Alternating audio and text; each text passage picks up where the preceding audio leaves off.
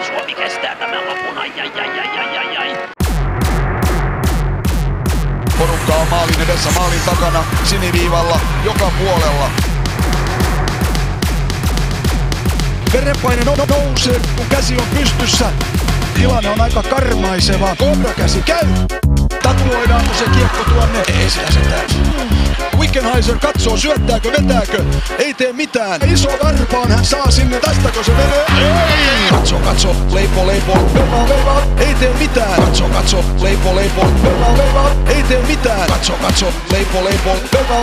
Ei tee mitään. Katso, leipoo, veivaa. Ei tee mitään. Istutaan täällä iltaa niin pitkään, kunnes ottelu ratkeaa.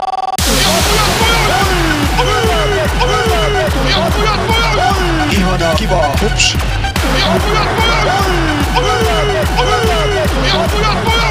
Kurvas päälle ja voitetaan tää peli. Katsokaa tätä pyöritystä.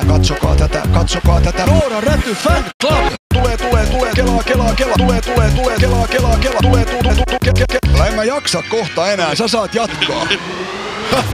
Katso, leipoo, veivaa, ei tee mitään. Katso, leipoo, veivaa, ei tee mitään. Katso, leipoo, veivaa, ei tee mitään.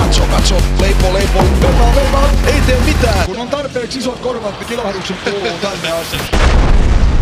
Mutta ollaan kuitenkin olympialaisissa, tällaisia niin kuin ei pitäisi päästä tapahtumaan.